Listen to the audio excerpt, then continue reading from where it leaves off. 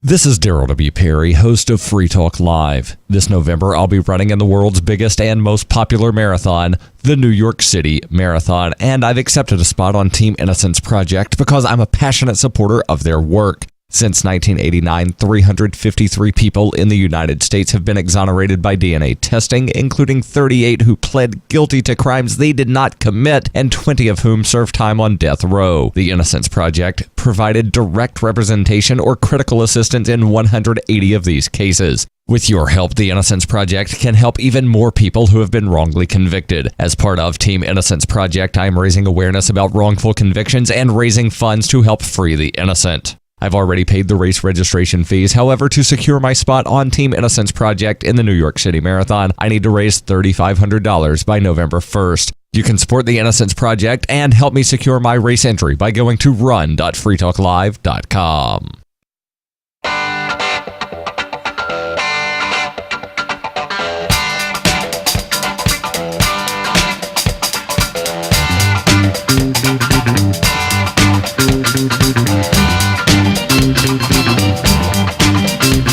Dead blood in the streets, it's up to my ankles.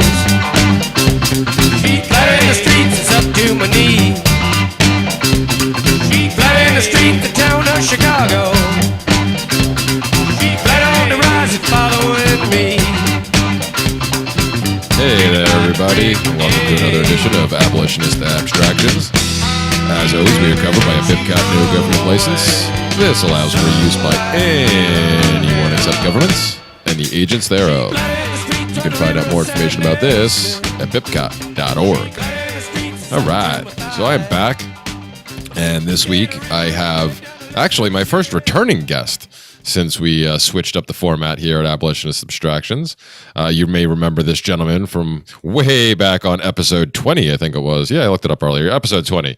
My friend, although, before I even introduce him, and I'm having him back for a second time, even though he had my co-host back twice on his show before he even had me once. But we'll let that slide this time. Kyle Turnblazer has returned. What's up, buddy? How you doing, my man? Hey, man. Hey, you've got to take that up with Andre, all right? He is the Steam It King, and I needed some content. Yeah. Excuses. Anyway, yeah. No, man, it's great to be back. It feels like just yesterday or a couple months ago. Yeah, I was looking at that earlier. I was trying to figure out, because I always do this when I have people come back on my shows, and I'm like, oh, they were on episode, and then I always forget to look it up. So like this time, I'm like, I'm going to go look it up, and I went to go look, and I was like, wow, it really was back the end of January we put that out. So that was a few months back we did this now. Well, if I'm making you do extra work, man, I do feel important. Thank you for that. Yeah. Oh, no problem, man. Well, you actually hit me up earlier and asked the question about doing a show about a topic I've actually been talking about a lot recently, and something you tend to you actually know a lot about because of the style of podcasting you do, which is the whole guerrilla podcasting thing. But before we get into that, I know things have been changing a little bit with you recently. You've been a busy man over there. You went and got your government permission slips for some stuff, man, huh? What's up with that? Yeah. Tendencies, man. Yeah. I recently got married. I've got this weird piece of metal on my left hand. It's going to take some getting used to. But yeah, man, we got the permission from Uncle Sam and everything. Oh, well, isn't that special? Yeah. well, congratulations, I guess. Everything I can do to be a good citizen, man. Yeah. Well, no, I mean, actually, now that I'm thinking about it, I mean, what are, obviously I'm just picking on you, but like, was there a particular reason that you guys actually went through and did it the legal route versus like just, being together or finding another way around that? Like, was there a particular reason that you guys wanted to do this, or was it just something you felt that you needed to do? Oh, absolutely, Jeremy. I mean, everybody needs to do their part, right? If we're going to be good citizens of this great nation, I mean, you got to do things the right way, be on the up and up, Oh, well, of course. It's my motto, Or, maybe it was just for the insurance. I mean, health insurance is pretty important, and they fucked it all up. So, yeah, we had to get some papers drawn up and do all that shit. So, we're not on the I don't know what they call it in Tennessee, the government insurance for the kids. Oh, okay, gotcha. Yeah, it's kind of like the state Medicare thing. Anyways, yeah, we didn't want to do all that stuff, so yeah, man, it was just for the benefits, for health insurance, dental, all that shit. So they talked us into it. They twisted our arms. We had to do it. No, I get you, man. I mean, obviously, I'm somebody who's kind of against the whole institution of marriage in general. Have been for quite a while, much to the dismay of the woman I do call my wife, because we were never legally married. And when we first got together, she thought we were going to, and then I became an anarchist and was like, yeah, I don't want to go that route. And, we had some issues, but, things are better now. But I don't think either of us ever figured we were going to get actually married moving forward. But for those type of situations, when they come up, unfortunately, sometimes you got to do that, which sucks, because it's like you're literally saying, like, yeah, I'm playing this game because it's the only way I can get the benefits that I should be able to get regardless. Like, I have to jump through this government hoop just to do it. It's I think it puts a very fine point on how ridiculous the whole institution of marriage has become, because the fact that the government is involved. But yeah, it's you got your reasons. I get you. Like I said, I wanted to pick on you a little bit, but I totally understand. At some point, unfortunately, Jen and I may have to cross that bridge. We may run into the situation where it's like, well, we don't have a choice. We're gonna kind of have to in order to have all these things done, because as far as insurance goes, I've been without insurance basically for the last 21 years, and I've been all right with that. And man, I've done it for 8 years in a row. For 8. Yeah. No, I get it. Yeah. As soon as they bring back this whole idea of a meritocracy and a free market, I suppose we won't need to do it. But yeah, man, car insurance, health insurance, all that fancy stuff. Yeah. Well, the price we pay, right, man? Well, anyway, though, congratulations, though. I mean, I guess you guys. I don't want to downplay it. We were going to go through the vows and do the commitment and everything, but maybe not sign the papers. And then she kind of grabbed me and said, "Look, dummy, you're going to save a lot of money." Yeah, well, that'll do. If anything's going to do it, that will. Yeah, that'll do it. But no, like I said, man, I totally get that, because I say I'm against the institution of marriage, but I don't have a problem, because I had actually talked it over with Jen. We had discussed this at one point about doing what do they call the covenant weddings types things, where you go get yourself, you're actually married in the eyes of whoever, and then you can call the government doesn't approve of it, but there are ways you can go around getting around that too. There's a bunch of other hoops you can jump through and stuff like that, but I'm cool with that stuff. If you want to have a ceremony and you want to invite your friends and have all those other things, it's obviously just that whole third party that you really don't want being involved that I have a problem with. But yeah, this is the price we pay for the society we currently live in. Thanks, assholes. Anyway, so the reason we're going to have this discussion tonight, like I said before, you mentioned it to me earlier today. You had been listening to one of the recent Seeds episodes, and I don't even remember which one it is now, because we're ahead in episodes for the first time I think ever. We've actually been stacked. It was the one with Shane on. Oh, there's gonna be a lot of those coming out. That's probably the most recent one, which we recorded a few weeks ago. But I don't remember what we said when, because we've been stacking episodes now with the my impending homelessness coming up. I was kind of worried about the fact that we may not have enough episodes, and if something went wrong and I wasn't able to pull off the guerrilla style podcasting like we're going to get into talking about that I was planning to, then I thought it would be a good idea to have some episodes in the can just in case. So we've been doing all that. But yeah, so that was a couple weeks ago. We were talking about whatever we were talking about. But yeah, that was my plan. I've been saying it all along, because even though I'm still in my house currently, and as of today, which we're recording on, what the hell's today? The 12th, something like that, April 12th. We'll go with that. Yeah, April 12th, 2018, something like that. As of April 12th, 2018. Something like that. Or no, the 11th, because the 12th is tomorrow, which is my court date. There we go. Yeah, because tomorrow I get to be back in court. Woohoo! But yay! Yeah. As of today, as of April 11th, I still do not have a closing date on my house, even though my real estate attorney told me a week and a half ago that one should be coming like shortly, and it should be only 2 or 3 weeks away. But that's just more. Well, did you make sure they spelled your name right this time? Well, that's funny. Yeah, thankfully it wasn't the bank's list. That was actually the contractor that I hired to take care of the permit crap that has to get taken care of over here. But so I still don't have a closing date, and I've actually altered my plans to travel. I still obviously I'm going to travel out to Indiana and do some scouting and stuff, but I've decided that it's probably a better idea for me to wait till after the house is sold.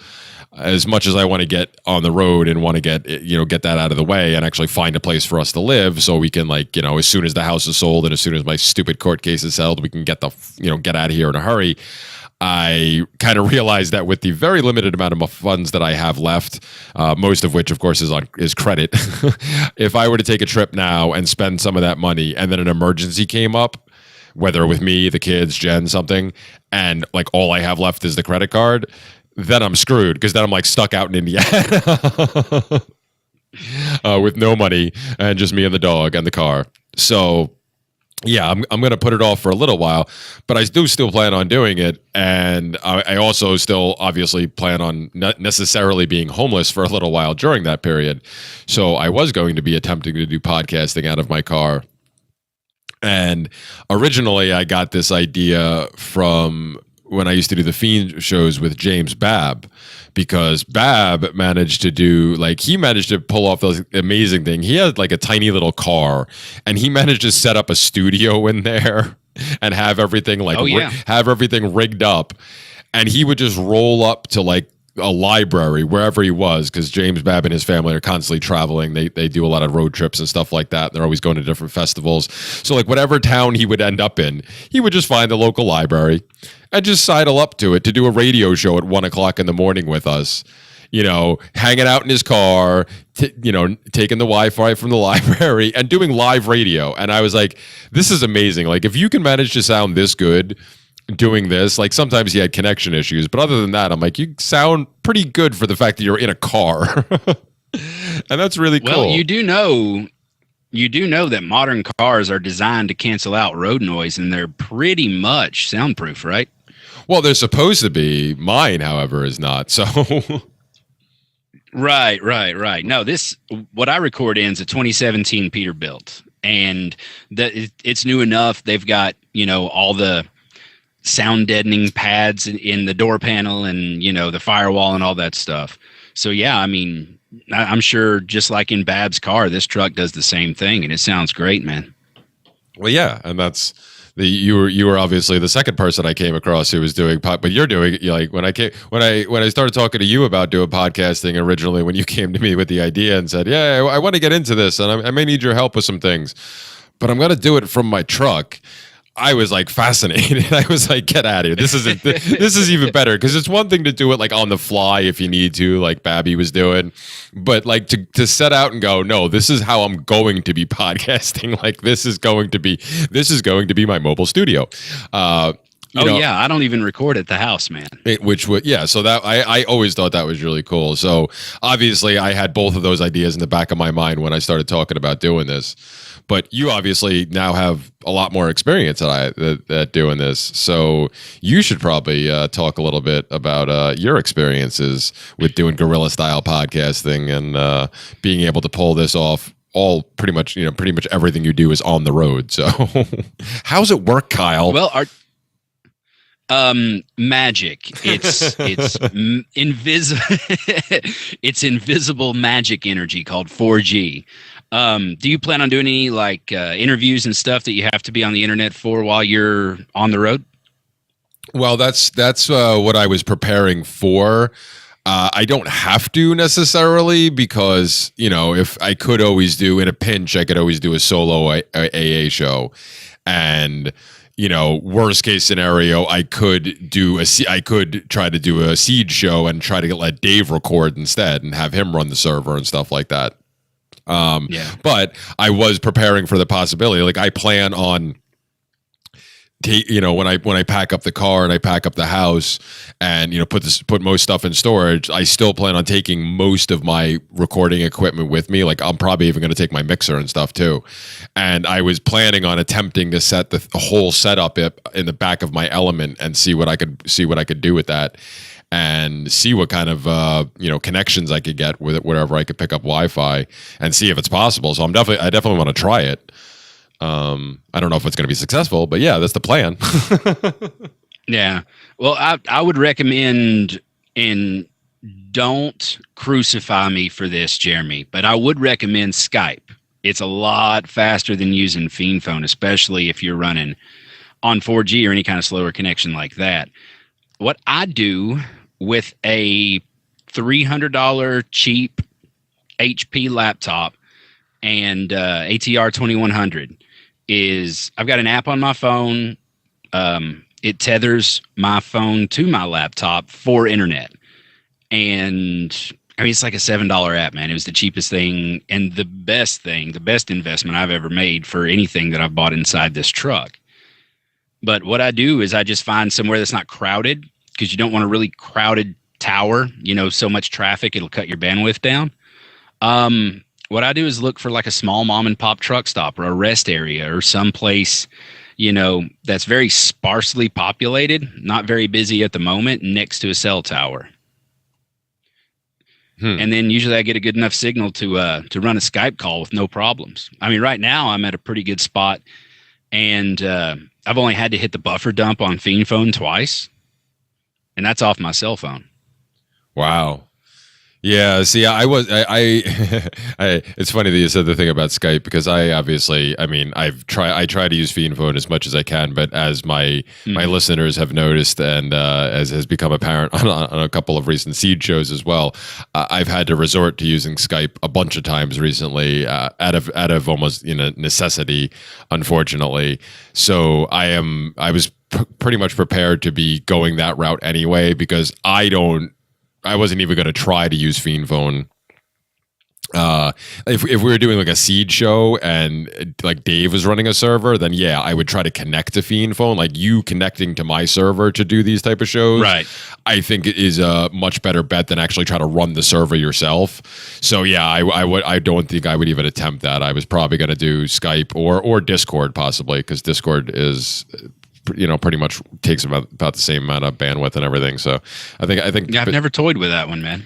Oh yeah, see, Discord's our backup for the Seeds. It was supposed to become our primary at some point. As much as I love PhonePhone, we realized that not enough people are adopting it, unfortunately.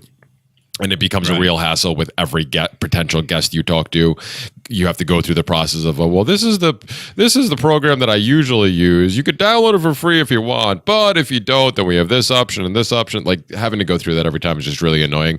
And we also set up Dave is supposed to be working on that, but we'll see if it actually happens eventually.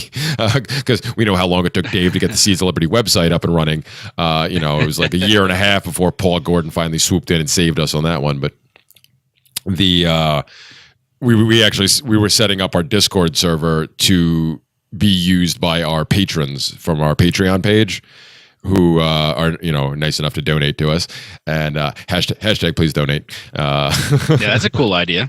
Yeah, it was one of the perks we were offering. They have access. Certain levels of our donators have access to our. Well, actually, I think everybody has access to the Patreon, and people on certain levels, the higher up levels of donations per month, actually have access to listen to like live shows and stuff like that. So we were going to try shifting over there, maybe not all the time, at least a couple times a month, because I like Discord. The audio quality is pretty good. I think it's better. I still think the audio quality is better than Skype.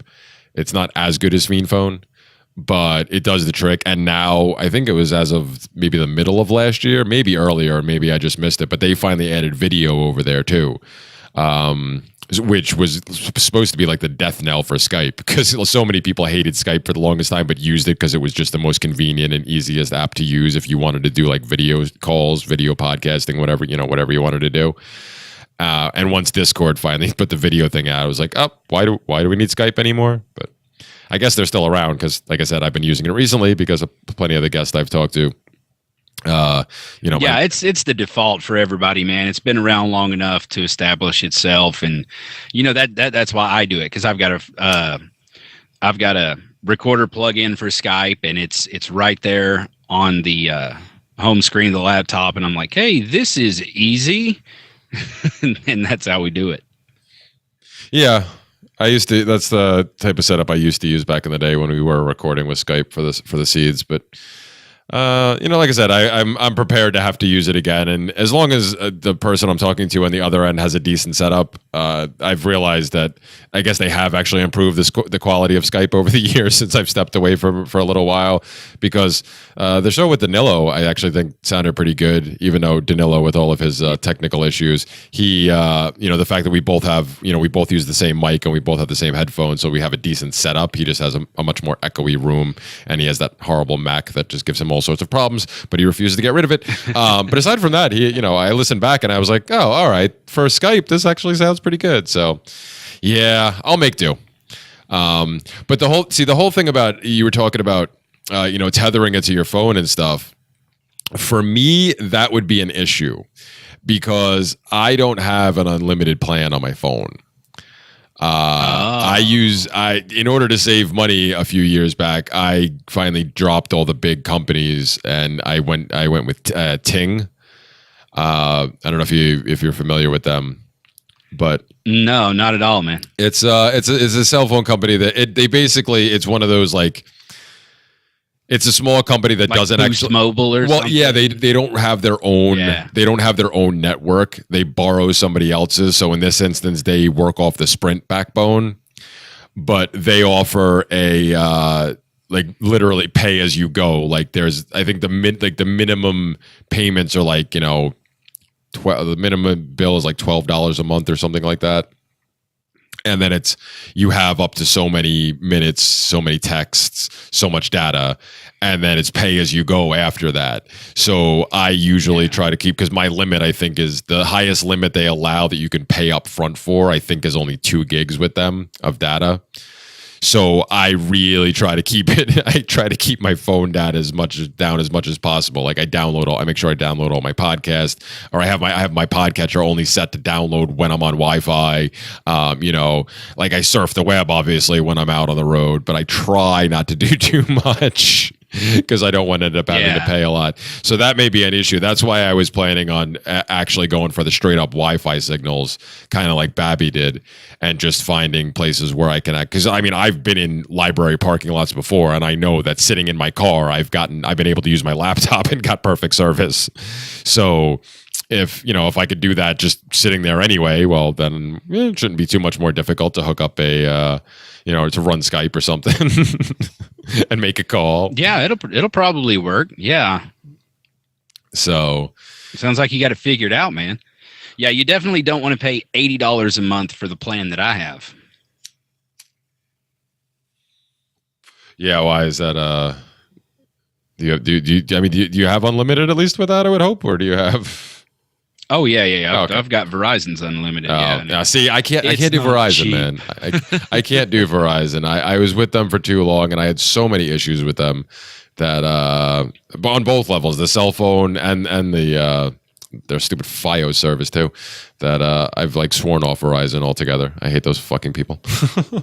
I would absolutely love to, but right now with what I do, it's the best network to go with, and until I'm out of this truck and, all that money we make podcasting, right? And I can do it at home, then I'm kind of stuck with them. Nah, I know how it is, and I'm sure I'm going to run into even more problems once I get out to the Midwest. Or actually, I don't even know. I don't even know what Sprint's coverage is over there. I know, unfortunately, up here where Sprint is actually supposed to have good coverage, there is actually dead zones here on Long Island in fairly populated areas that I just I don't get service, which is harkens me back to the day beginning of cell phones, when that was a more regular problem. Right? You would drift in and out of the service area. These days, I did get spoiled for a while with Verizon, where they usually did have service pretty much everywhere, but whatever. Like I said, you'd think that wouldn't be an issue in 2018. You would think, but who knows, man. Here on Long Island, there's plenty of, even though there's very, very, very little, a very little amount of anarchists rather, and a whole bunch of good so-called Republican statists. There are a ton of activists here, of the status variety who would love to get out and protest for, especially like the moms groups that get together and don't do much during the day. They love to they love to get together and go out and do the protest, but they were the ones who protested like the smart meters and all that stuff. And they're also the ones who always end up shutting down when a proposal comes up for a new cell phone tower to be put up. They're out there protesting and going to the town council or the county board or whoever's actually in charge of it at that point and getting it shut down. So, yeah, even in 2018, in an extremely modern place like Long Island, fucking New York, there's still areas where people are like, no, not in my backyard. Well, yeah, and right now I've got a fantastic signal in the outskirts of Wichita, Kansas. Well, there's not much going on there on a regular basis, so I imagine nobody else is using the bandwidth right now. No, the name of the game is find a tower, and if it's while all these corn-fed rednecks are in church, even better. There's no traffic at all. You'll get the best signal in the world. Nice. Yeah, well, that's like when I do my trek out to Indiana, and I plan on making a few stops here and there. Like that's the type of thing. If I end up having something scheduled where I need to try to get a recording done that way when I'm out like that, then I'll definitely be looking for cell towers. I mean, I could try to do it around here, but things are so crowded around here, even close to wherever the cell towers are, that I'd probably end up getting harassed for being parked on a side street somewhere, and have somebody would call the cops on me for just sitting in my car, where, at least at the library, I have a much better chance of being left alone, especially if I leave like a book on my passenger seat or something. Yeah, just don't leave a knife on your passenger seat, dude. Yeah. See, I know you kid, but see, that's actually something.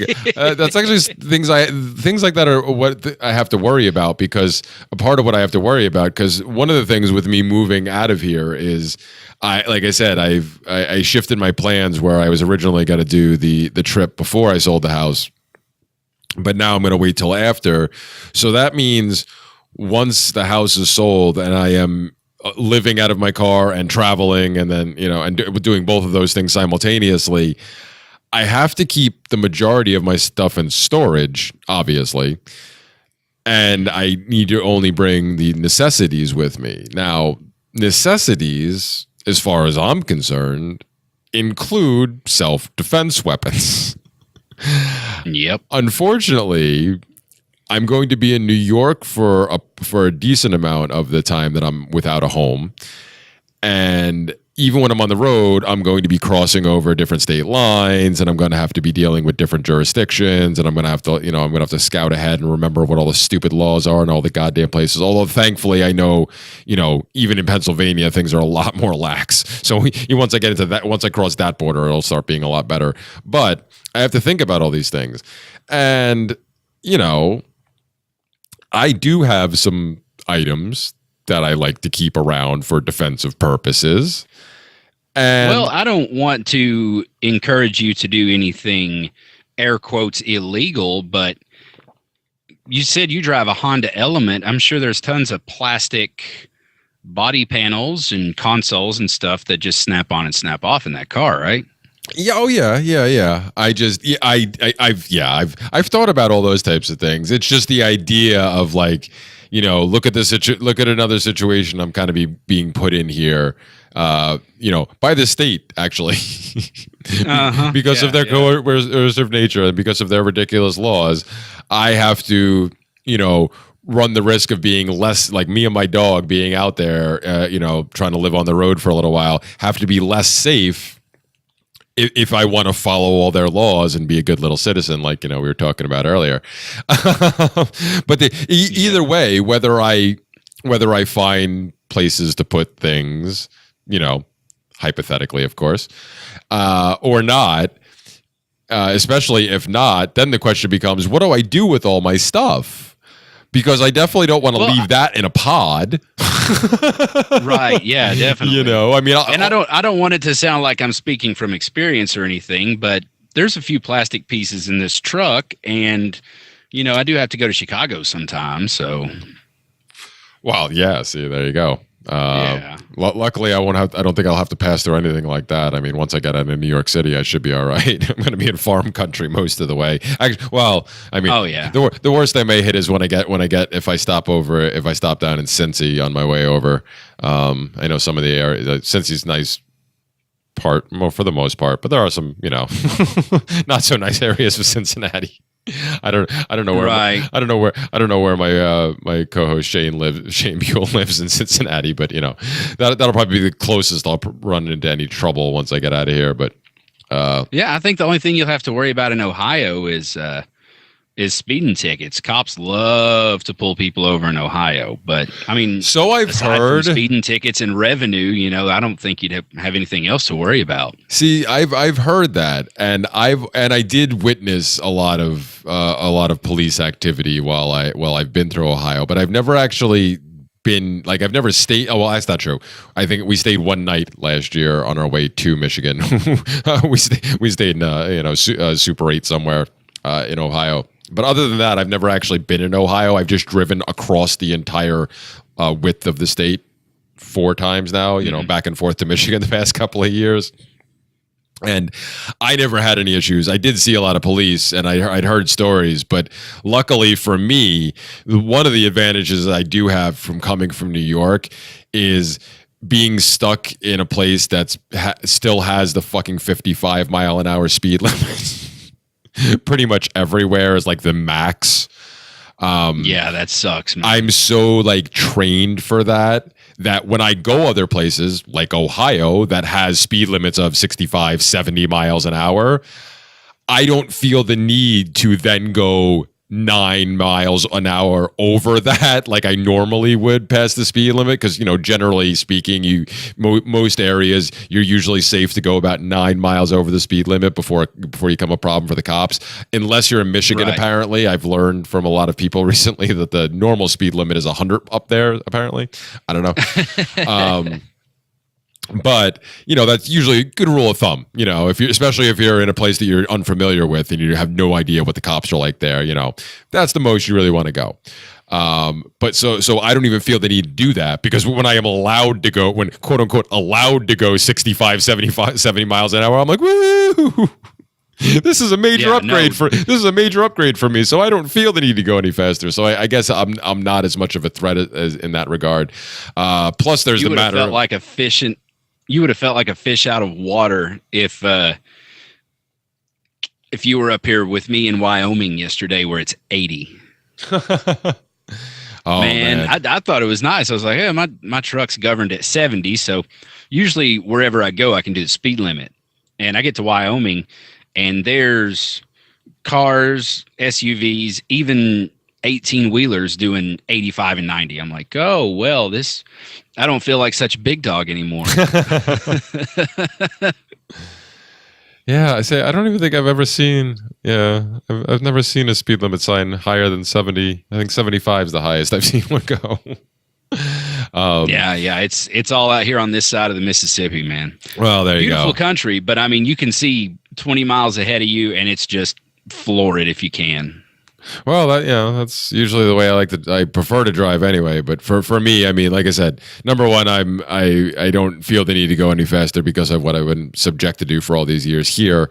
No, but also, they have you trained. Yeah. Well, no, I mean, I do drive faster here, but I also know all the I know where the cops hang out. I have Waze running, when I'm doing stuff like that, and I try to be as prepared as I can. And it's my home turf, so I feel I have the advantage over those idiots. In unfamiliar territory, I'm definitely a lot more cautious. But it's number one. There's that, and then also there's the matter of I still have to fix up my paperwork in regards to my permission slips to drive, because allegedly there's been some issues with that for years that I've never took care of either. So I do have to be a little more cautious. Which of course means that I will take a little bit longer to get places than I would prefer to, but that's okay. The other problem for me traveling wise is normally when I travel, I like to bring things that keep me happy, especially when I'm by myself. And as a regular cannabis smoker, that's one of the things I like to keep with me. Yeah, So, and Denver is not between New York and Indiana. No, it is not. No. So, and even though there's, certain bills being passed some places, there's always the threat of things. So yeah, so I have to be like ridiculously careful. And I'm just like that thought of like, what am I going to take with me? And like, what can I afford to have with me? What can I afford not to have with me? And what can I afford to actually store in one of those pods and risk something happening to, or like whatever. And, I can't really ask Jen to take certain things with her and the kids in her apartment. Like, it's bad enough I've got to force the snake on her because I have nowhere to go with my ball python onyx. Unfortunately, he cannot travel. I mean, I probably could make room for his tank in the element. There, it's roomy enough that I could put a 55-gallon tank in the back of the thing, and it would fit. And Cameron would have plenty of room back there, and I could even sleep next to the thing, probably be fine. But I can't really afford to leave his heat lamps running 24/7 in my truck. So might be pushing it a little. Yeah. So I don't. I can't really take it with me, and she's not really thrilled about it. But I don't really have a choice. I think I've told the story I know I've told it on the Seeds before. I think I've told it on this show before too. But for anybody who doesn't know, the short story is I won this snake in a court case over a decade ago. I never really wanted him. He was my former roommate's. I ended up taking care of him for well over a year because she just neglected the hell out of the thing. And then when she moved out, she left him behind. And 6 months later, tried to reclaim the snake. And I told her to go to hell because I had been paying for him for years. She owed me money for all the money I'd spent feeding him and replacing his lights and doing everything for him. And the rent money she owed me when she moved out that she never paid. And she decided to take me to court for the snake and ended up not only losing the snake, but the judge ordered her to pay all the money that she owed me, and do a couple of other things too. So she lost really big. But anyway, I ended up with this snake because of this. And now Onyx and I have been together for over 11 years at this point, I think. Well, see, that's your tax money at work, man. You didn't know that you'd end up bonding with this animal in such a way. Yeah. Aren't you thankful for that? Not really. I mean, back in the day when I was a little younger, yeah, it was kind of cool to own a snake. Now I'm just like, I have this snake. I mean, I take care of him, I feed him, but I don't really like. It's like these things live for a really long time, and I don't think I would have went and got one on my own because I didn't want that kind of commitment. I mean, back at the time that I got the snake, I didn't think I ever wanted to get married or have kids, much less have a pet that's going to be around for 25 plus fucking years. Yeah, it's not like a dog. You can't pick up a new one every 10 or 12 years or so. Well, see, now, if it was a dog, though, that could live 25 years and be healthy and, the aging process was spread out over that time, it wasn't like they were, like, debilitated from 15 to 25. Like, that I could do with. But, like, certain animals, when they're around for that long, you don't get to, you don't have that same type of bond with them, I mean, I used to bond with the snake. I haven't, ever since the kids came around and even a little before that, like I haven't had the time to interact with him as much as I used to. And plus there used to be dogs here all the time and stuff. And now it's been a few years. He's getting older. He's cranky. And I just don't want to mess with him anymore. Well, how long do you think you and the dog will be on the road? I don't even know. That's where like everything about this is so up in the air. And if it's now that I'm waiting till after the house is sold, now it's definitely going to be like completely up in the air, because at least beforehand I knew I had to be back at a certain time, because my hope was that I was going to leave shortly after my next court date, but already know the closing date by then, so that I knew when I knew I had to be back like 5 or 6 days before the closing date, so I could come back and take care of everything and make sure everything's fine, the finishing things are packed up and all that stuff. So I was going to be on a time crunch. Now there's not going to be as much of a time crunch, except for the fact that I'm going to miss my kids, and Jen too, I guess. Kidding, honey. I know she's going to. I know she's going to listen to this. I'm kidding, dear. But no, aside from missing them, I'm not going to be in as much of a rush. So I'm not really sure. I mean, it could be, the trip itself could be anywhere from like a week and a half to 2 weeks. And then depending on what's actually going on here, like if I actually find a place in the first trip, because there is a possibility I may have to take multiple trips out there if I don't find us a place the first time around that works for us.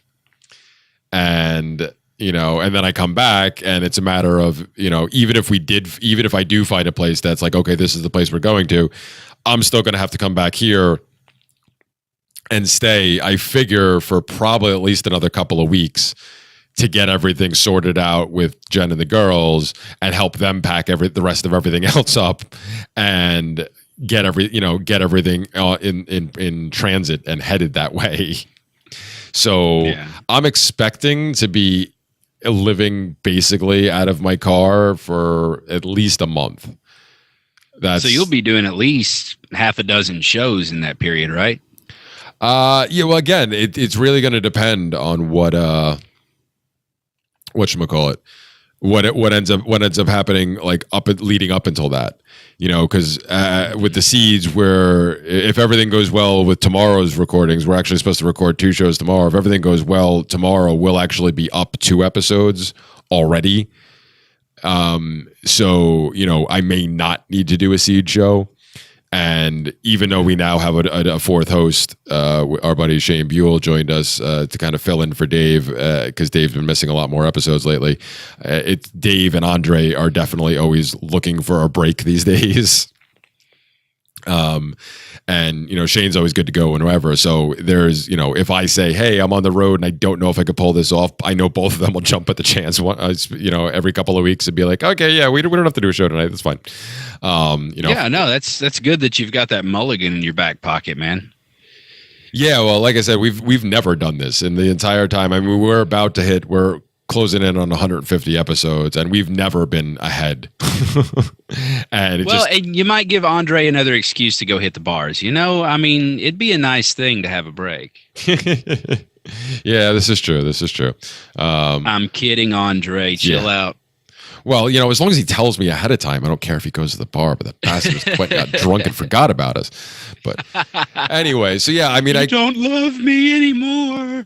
I could be recording any number of things while I'm out on the road. I don't really know. Like I've talked about it in other things that I've put out recently. I'm going to be doing a vlog series, but that I don't have to rely on internet for. So that's not a big deal. Like the worst with that is that I have to find like Wi-Fi to be able to upload it. Because I won't want to do the whole tether thing like we talked about earlier. But that's not as big a deal, just to be able to find some place to upload it quickly. So any of the solo stuff I do, not an issue. But yeah, if I get if I manage to line up guests for different shows that are difficult for me to get normally, and rescheduling would be a huge deal, and I don't want to miss it, I'm definitely going to try. So yeah, I could be doing any number of shows. I never know week to week, man. A couple of weeks ago, because we end up being up an episode, I actually didn't record anything, I think, for almost an entire week. And that was a new experience because it's been a while since it's been like that. But then I was going to say that must be odd for you. Well, yeah. But then we turn around into a week like this where I'm recording with you tonight. I'm scheduled to do 2 recordings tomorrow. I did a recording last night for the Fiends. So got to get them in the can, man. Yeah. Yeah, well, no, I just, all these things come up. Oh, and I think I'm actually supposed to do a Lulbert soon, too. Crap. Anyway, so yeah, like I said, I'll do as many shows. For me, the whole thing is it's just a matter of whether I'm going to have to host them or not. Because if I end up having to do a Lulberts while I'm out on the road, I'm not that concerned about it, because as long as I could find decent Wi-Fi, I can connect the gym and we could be fine. If I'm it's like me being on this show, man. I absolutely love recording when I don't have to produce it afterwards. Well, exactly. So it's just it's being the connect point that's a problem for these conversations when you're trying to do it guerrilla style, I guess. But if you have the setup like you do, then it's probably a lot more convenient. If I had an unlimited plan on my phone, I would probably be doing that just to have the more consistent signal. Like I said, because I'm only doing this for hopefully only a month or so, and I may only have to do a handful of shows or less, I'm willing to just test things out and kind of see how it goes. Because for me, it's kind of all part of the process of just trying to basically try out and be able to report back to my buddy Shane Radliff and Jason Booth over at the Vanu podcast about what my experience with mini van nomadism was kind of like. And I was going to ask you about that, if you were taking any of Shane's advice on van nomadism. Oh yeah, definitely. I mean, I listen to their I've listened to their shows since they started it, because we actually had Shane on the Seeds of Liberty right before they started doing that podcast, and he told us about it that night, and I was like, this is amazing. I have to know more. And so I followed everything they've been doing since then, and they're like in season 3 of their whole thing now. But yeah, I had him on my show to talk about it, and I was like, man, tell me where it all overlaps, because I live most of my life in a truck, and I've got a microwave and a refrigerator, and I've got internet. And he's like, dude, you're doing it. You're already doing it. Yeah, man. The whole, that's basically all it is. If you're essentially living out of a vehicle of some sorts where you're not, I mean, you still have a situation because you have a home base for your family, but for all intents and purposes, when you're on your own, 75% of the week? No, yeah, something like that. Yeah, a good part of the week you're out there. So you're out there by yourself. So for that portion of the week, you're totally van nomading it. I would say that I'm practicing. Yeah. And that's part of what I want to like. I want to get that experience, and at my age with my kids and not having a job like yours, I never thought I would get a chance to experience that, because Jen and I have talked about, eventually down the road, retirement age, quote unquote retirement age type stuff of having doing the mobile home thing and driving around and living on the road like that for a while, kind of like Cindy and Ben Stone did. Yeah. For a while. And, I've always wanted to do that, but I never thought I would get the chance to do it a little more hardcore, like the van nomadism type stuff. So when this opportunity kind of presented itself, I'm like, well, hell, why not take advantage of it? And because I've been listening to Shane and their podcast, and because I've been learning from them, I've definitely picked up certain things. The best thing, I was just telling my buddy today, who called me out of the blue. I hadn't heard from him for a while, but apparently he's been listening to my podcast recently, and was like, dude, we have to hang out before you leave town. He's like, I'm really bummed that you're leaving. One of the few people here who doesn't hate me, which is actually funny, because this guy, when I first met him in the Oath Keepers, because I was actually I think I still am actually a lifetime associate member, because you were a Tea Partier, right? Well, I was a Tea Partier for a minute, but the Oath Keepers, my dad was one of, I believe, I think, and Pop, if you listen to this and I'm wrong about this, correct me, I apologize, but I'm pretty sure I remember you telling me this how the story goes, that my dad was one of the original 100 that started with Stuart Rhodes. Like the original Oath Keepers group. And so, when I tried to get involved with the Tea Party, but the Tea Party basically passed me off to the Libertarian Party without really mixing with me too much. You might be a little too crazy for us. Why don't you go talk to those potheads in the corner? That's pretty much how it went. In nicer terms, but Judy, bless her heart, that woman, she's still out there doing it. I think she finally unfriended me after the whole fiasco last year. I think that finally pushed her over the edge with me. But anyway, so because of my dad and because of where I was, when I found the Oath Keepers were finally coming to Long Island, I was like, oh, I'm going to go join. And, I paid the membership dues. I became a lifetime member as an associate, because I never served, so I can't be a full Oath Keeper or whatever. But anyway, I used to go to the local meetings, because they ended up, of all places, they ended up choosing my town to do the county meeting here. Actually, originally it was just a Long Island meeting because they didn't even have county meetings then. They only had a small enough group. Everybody from the entire island ended up meeting in my town of all places. So I was like, well, you wouldn't have very far to drive for your LARPing, that's for sure. well, exactly. So I was like, all right. So I joined up with them, and then quickly that's when I got hooked up with the Libertarian Party, and then found out that I was too radical for them too. And then I met my buddy Nolan, who introduced me to voluntarism and that whole story. I think I actually told that one recently again, but.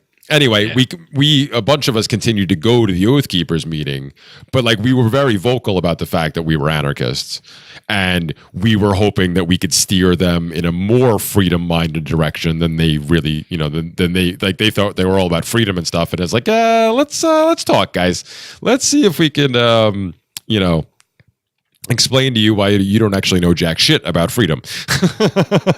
And of all people, there's one guy who's I think he's a nurse, and a hardcore. I can't remember where he served. He was somewhere. I don't remember what he was doing, but I think he was obviously a medic. I'm guessing the army. I don't remember. But anyway, nice guy and all, but rah America, like hardcore. When we first met him, constitutionalist. Founding everything about the founding fathers. Blah blah blah blah blah. And of all people, he's the one I reached. And he now, he's an anarchist at this point. I think he actually admitted, he called himself one in today's conversation. We talked for a couple hours, and I finally got him to come all the way around. Really proud moment for me. That was me, really. I mean, I had never served. I had never been invested in any of it, but I always thought they used to shoot people, and that wasn't that long ago, guys. You really don't have a time reference here. We're one of the youngest nation states on the planet, and you don't look anything like that. You look more like the redcoats now. I don't know what you're doing. And I just always stayed out of it. And somebody said, you need to read this book by this old Jewish economist dude. and after that, man, I was like, oh, it all makes sense now. This is what I am. Yeah, right. Oh, man. Oh, yeah. Yeah. So I don't remember why I started talking about Ty. There was a reason I went into that story about him. But yeah, anyway, I talked to him earlier today. Oh yeah, because he had been listening to my show, and there was something else I was saying about that. But yeah, so I want to, like I said, I definitely want to try to do this guerrilla style thing, and I think it'll be a good experience, and it'll, if I can test all these things out, especially because I kind of see I'm trying to help out Shane Radliff as well, because he's actually going to be trying to do the van nomadism thing as of next year. His goal is to actually be full time. That's where he's going to try living like that. Well, the best tip I think I could give you is get one of those Coleman. It doesn't have to be Coleman name brand. You could probably get one on Amazon for cheaper. Use the Seeds of Liberty Amazon link for all your fine Amazon needs, listener. Yes, please. But get you a 12-volt electric cooler, and it plugs right into the cigarette lighter. It doesn't drain much off of your battery, but it's about half the size of a dorm fridge. And man, you just throw summer sausage, a few bottles of water, anything that you can snack on as you go. Most of my meals on the road is summer sausage and trail mix, really. And I am good. And until I get to supper time, I can just munch on that and I'm fine.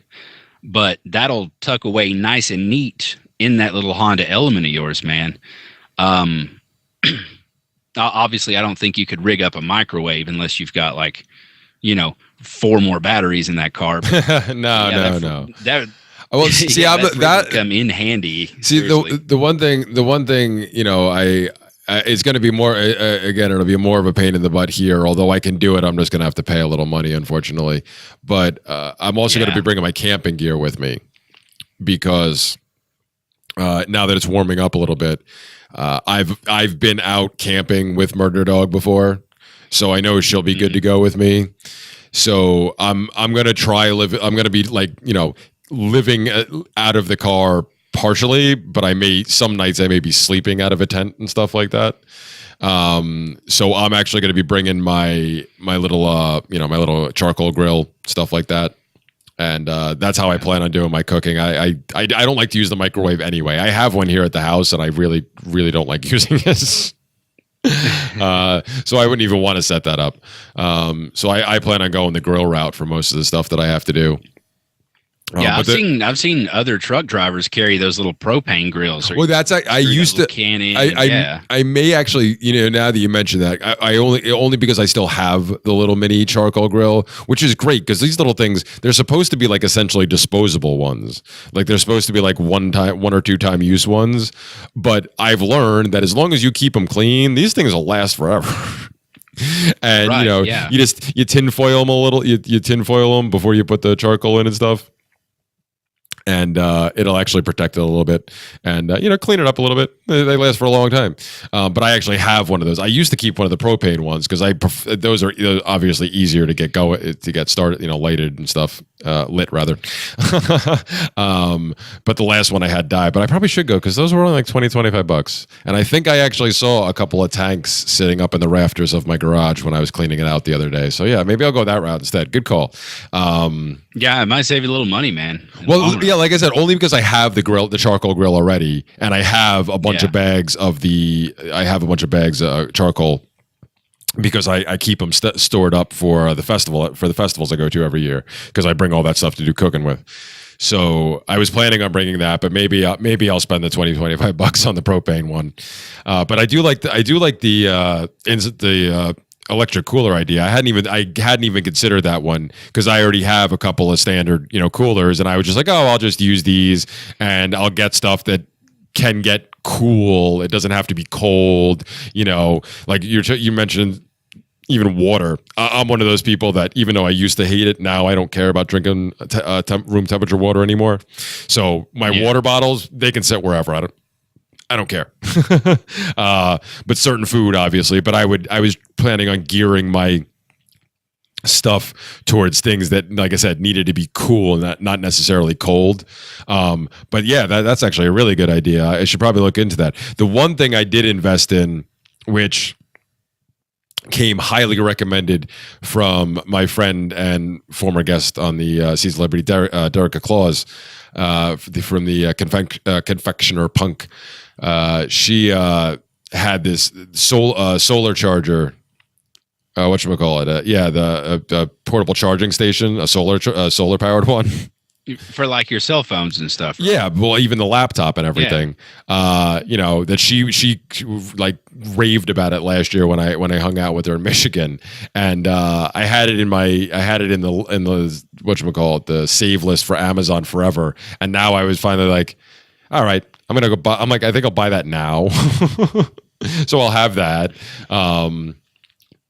Because I do want to try to take advantage of things like that. But yeah, I think I may definitely do the cooler thing. The other thing I learned from Shane, from listening to the Vonu podcast, that I like blew my mind, and I can't believe it. It blew my mind, and then made me feel like an idiot for not even like thinking about it first. Was getting the monthly memberships to Planet Fitness for $10, so you can get a shower every day. Yeah, if you stop at a truck stop to get a shower, it's $10 or $12 per visit. Yeah, that gym membership thing is definitely a good trick. Yeah, like I said, I mean, other than staying in actual campgrounds where I'd be paying some kind of fee anyway, where I may have use of a shower, I hadn't really thought that far ahead. Like I had considered my trip, where I'm going to be hopefully staying at a couple of friends' houses along the way. So that'll cut short on how many nights I actually have to stay out. And since I got in the habit, when my kids were born, Jen and I just realized very quickly that there wasn't enough time in the day for each of us to shower anymore with twins. It just didn't work like that. We learned that we had to take turns. So I've gotten I only need to shower every other day anyway at this point. So even then I'm fine. That cuts down to that too. But I was like, I hadn't really thought about it past the trip, other than, like I said, using campgrounds and occasionally stopping into certain places I knew I could get a shower. But when I heard about that, I'm like, really? And it's only $10 a month? I'm like, that's brilliant. I'm like, you could, I mean, for somebody who's going to do the van nomadism thing full time, you spend $120 for the year and you're covered as far as your showers go, and even a place to go, you know, if you need to go number 2 while you're out on the road and it's not convenient anywhere else, you know? Oh, I know. And of course, I guess you could work out if you really, you know, if you're into that kind of thing. It beats the hell being stuck in a coal mine and having to go, man. I'll tell you that. Well, yeah, but you know, so being in, you know, being out on the road and having that available to you for that little amount of money, I'm like, that's brilliant. So yeah, I'm definitely going to take advantage of that, because as luck would have it, there actually is a Planet Fitness just up the road from me. I think only like 2 miles up the road from my house where I currently am, which will put me just about the same distance away from the Jen and the girls where their apartment is currently anyway. So that works out. Yeah, it'd be nice if they've got them all the way up to northern Indiana. Well, yeah, like I said, I mean, I don't think I have to worry about it as much for that trip. It's just going to be the, you know, it's mostly going to be here once the house is sold and I'm living out of the car and I'm back here, and I'm not trying to find us a place to live. As long as I'm here on Long Island, that's when I'm gonna have to take advantage of that, because I don't have many other options. You know, I don't talk to my family, so they're or at least, you know, my dad, but he's like the only one who isn't here. He's out in Vegas, but for the most part, my family here I don't talk to, so it's not like I can not call any of them up and say, hey, can I borrow your shower? You know, most of my former friends have forsaken me. Like, you know, I was mentioning my one friend Ty earlier. I'm sure I could bother him in a pinch. You know, he'd have no problem with letting me do, but then I got to trek up to his house too, and that's a little bit of a hike from where I am, so that's a pain in the ass. Well, not that I don't want to see it, Ty, because I know you'll listen too. Well, if you were working your way down toward the Smoky Mountains, I could probably help you out, but it's a little outside of my jurisdiction. Yeah. Yeah, it's funny. I actually said that to Jen the other day, like half joking, and then like she pushed me on it and like almost dared me to do it. I was saying, you know, that I wanted to wait until the house was sold, until I had the money to make sure that, you know, in case of an emergency. And she was trying to figure out ways to get me to do it before, you know, still take the trip as I had planned to. And she's like, well, you know, I'm gonna get paid soon, so I'm gonna have a little money. And I'm like, well, why do you want to risk, you know, I'm like, I know we need to do this, but like, you know, isn't it more of a risk? And she's like, well, you know, but you know, I have some money, I can give it to you. I'm like, don't tempt me. I'm like, because I may just keep driving. I'm like, if you just hand me money and say, okay, no time limit on when you come back.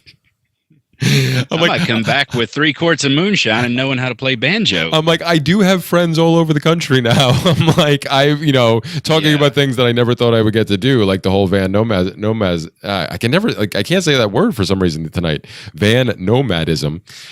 That's something I didn't think I would get to experience at this point in my life. The road trip across the country, which I never had, like, I always thought it was a somewhat cool idea, like, because my dad used to. I remember my dad talking about it, because him and one of my uncles, his brother did a motorcycle trip across the country when they were in their early 20s, I guess. So, and hearing stories about that, I never had I thought it was kind of cool, but never had like this burning desire to do it. But now that I have friends all over the country, I often think about. Well, you know, how nice it would be. Something I thought I would get to do more of. But everything you know, I go all over the place, and I was like, all right, so if I'm here, I can go see, you know, these 2 or 3 people. And every time I end up in a position where I'm passing through somebody's town, I'm like, shit, I've got to get to work in like an hour and a half. And it's always that time crunch, man. So yeah, I actually, even though I do travel pretty much every day, I actually miss out on a lot of that too. Well, man, I guess I lucked out then the night you showed up here. We got to hang out for a few hours. Oh yeah. Yeah, no, there's been a couple of times. Nick, one of the guys that I've had on my show, he works for a chemical company. He's a good dude. Not sure if he listens to your show or not. Anyways, I really like the guy. He's cool. And one of us, if you want to start the chant. One of us. One of us. One of us. One of us. He drives for a chemical company. And I just so happened to deliver to where he works. And I was like, dude, I know you. It was the weirdest thing. That's funny. Oh, yeah. Yeah. No, I mean, yeah, obviously you know, it would seem that you would have the advantage to be able to drive all over the place. But of course, yeah, you can't control your work schedule. But I mean, I was talking about just not even having like, never thinking about it. Now it's like, oh, I want to do it. And especially like if I was handed the money, it's like, well, I can afford to do this right now. Sure, I'd love to drive around the country and just bop around all over the place. You know, finally have a real reason to do that. But yeah, you and Jen do unschooling with the twins, right? Yeah, we do. But she's going to be going like she's working part-time right now, and she's going to be working. The plan is for her to be working at a job that she needs to be, in a permanent location. Yeah, unfortunately. Well, we had talked about at some point getting a camper, and even if I'm driving a truck for the rest of my fucking life or whatever, she could pull the camper and take the kids wherever they want to. Like, hey, you want to go to the NASA Space Center in Alabama or whatever? They just load up and go. Or, hey, you want to go to the beach and learn about, sea life and all that stuff? By the way, I think I could show up there that weekend and we could have a weekend at the beach. But the whole travel schooling thing is something that we've really, really, really wanted to do. And, it's not feasible right now because bills, but yeah, in the future, man, it's right along that line of van nomadism and everything that you and Shane are doing. We're looking at it. That's a goal for us. Well, see, that's actually that I love that idea, and I mean, as I'm transitioning into this new experience in my life, well, eventually transitioning into this new experience once I'm finally allowed to leave this fucking place. But as I'm making that transition, the like I was saying, the plan is Jen's going to get a job and I'm going to finally get to be the stay-at-home dad. So I could do we could do it in reverse of what you're talking about with your family. Where I could take them on all these trips, and if Jen is able to meet up with us, then Jen's able to meet up with us. I don't think she's going to go for that. I don't think she's going to be a fan of that. I mean, taking a couple trips here or there, but if she has to miss out on a bunch of it, I know she's going to be pissed, and I don't blame her because I'd be pissed too. But actually, the like I said, I love the idea, but like you, right now it's not feasible. However, down the road, if everything works out, I mean, the girls will be a little older at that point, but I'd still love to be able to give them that type of experience before they're actually out on their own, where, if we get set up and we get to the point where we have the farm, and even if we have the farm and the private special needs school that we've been discussing, trying to get the whole community thing getting up and going, like even if we get to that point, in order to be at that point and successful, we'll obviously have to have people helping us. So we'd be able to step away to take more of these trips and do these things with the kids. And, so yeah, at a certain point, I'd love to be able to do that, because that is an experience that, I obviously never had. And I would love to be able to give my kids, like, getting to see, even if we're not leaving this goddamn country, at least getting to be able to see more of it at a much younger age, because their dear old dad, up until the age of, I mean, heck, when the hell did I run the San Diego half marathon? I don't even remember when that was. That was the first, whenever that was, it wasn't that long ago. That was the first time I went to the West Coast, and I was in California, and I was in LA and San Diego, and that was about it, for less than 24. I think it was something ridiculous, less than 48 hours. And in that less than 48 hours, I ran a half marathon. So that's the extent of it. I had never left the East Coast. Well, I considered where I lived in Pennsylvania the East Coast because it's right up along Jersey and whatever, because I live right on the border. But I had never left that. Other than going to the Bahamas, I had never left that until I went to Michigan 2 years ago, and now again last year, and now I'm moving out that way. So I still haven't seen you'll be plenty. You'll be closer to that group. That'd be good. Well, yeah, but I'm just saying I still haven't seen most of the country myself. So to be able to give my kids that experience, even if it has to wait a few more years, even if it's before they're 16 years old, they're still light years ahead of where their dad was to be able to see all this stuff.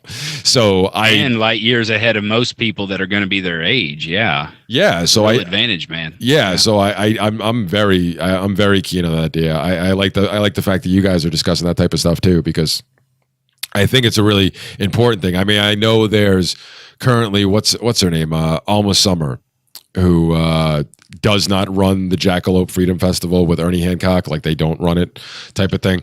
Right. But we had her on the seeds a while back.